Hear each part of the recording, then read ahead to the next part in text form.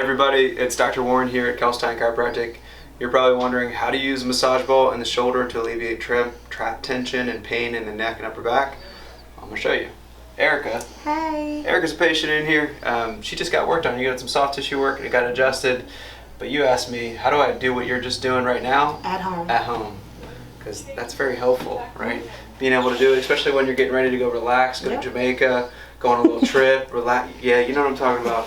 So if you're feeling that tension or discomfort, one, make sure if you're doing something like this, it's helping. I know that sounds really simple, but if it's causing more pain, if there's nerve pain, if there's pain going down the arm, see somebody about it. Usually this is not what you're needing in terms of needing out or working on that problem, because sometimes this can make those issues a little worse. So be mindful, make sure it's muscle tension, there's muscular irritation going on. So that's what I've got going on in my left shoulder. I went rock climbing last night, a little sore in my upper back. I'm feeling it right here. I need to kind of get a little bit deeper, and this will help me do it. So we've got this ball. You can use a wall, make sure it's a firm portion of the wall. Sometimes the drywall is a little bit softer, so you gotta be mindful of not putting holes in the wall with this thing, because you might hit a spot and you might just fall yourself through the wall. Don't be doing that. So pushing into it a little bit on a firmer surface, right? And so I'm gonna go to the top of my shoulder blade and I'm gonna roll back and forth. And you'll find different areas that are a little bit more what's called sensitive, or there's a trigger point and a knot, a tension point there. And that's a little bit of a sensory spot in the back, right? And the trap has a couple of them. Right at the tip of your upper shoulder blade, there's definitely one in most people, and that feels really good to massage out. So I'm right on it right now, okay? You can hold for 15 seconds using your legs to push into the ball a little bit more, and just the act of a static hold is a soft tissue technique. So you can use the ball to kind of create that same technique with your body, just hanging out. You'll find that you can push a little harder after a couple seconds and go a little bit deeper and get a new sensation, a little bit of a deeper sensation, a little bit more intense.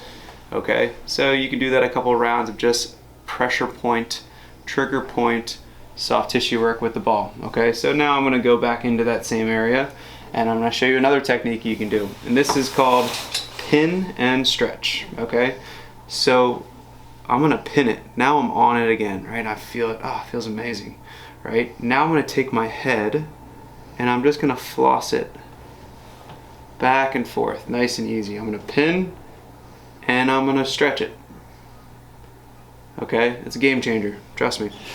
That's one way you can pin and stretch it. That's more for the trap fibers. This is another way you can do it, is you can pull down.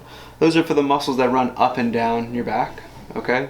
And there's one that kind of goes diagonal, turn, and tuck. Right as you're on that. Whew, feels good. Okay, so those are 3 different pin and stretch techniques you can do for the upper back area, the area right through here where a lot of people have this kind of discomfort, this pain that can build up and feel like pressure's closing down on your neck, okay?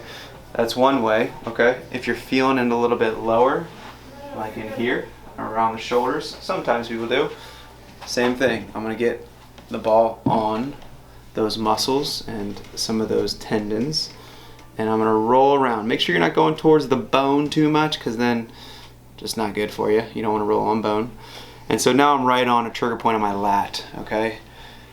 And so I'm gonna go ahead and pull my shoulder. This is that pin and stretch technique for this area, or you can do it like this, where you're pinning and you're stretching across, okay?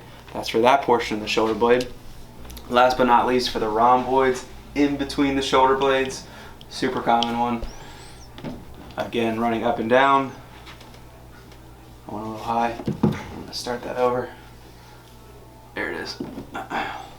Good. So I'm right in it. I'm not on the spine. I'm just off to the side of it. I'm gonna go up and down. I'm gonna get it loosened up and get some blood flow to that area. Just get some relaxation just from mechanical pressure. Ooh, hit it. Just got it on the edge of that shoulder blade. Oh man, it feels so good. And then I'm gonna go ahead and just pull. Good. And I'm gonna find it again, pin it, pull, and then here's a double.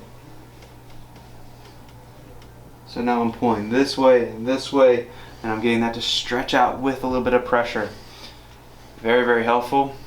You spend 2-3 minutes around the shoulders, no more. You can if you're feeling like it, but usually that's enough. And then load it, go move it, go stretch it. That's very helpful to kind of follow up with some active movement. So I should do that before the gym? Before the gym, right? Recovery method if you're really feeling sore, but before the gym or for some group of stretches, just to get things to open up and not be as tight or irritated. What about before a nice hot shower?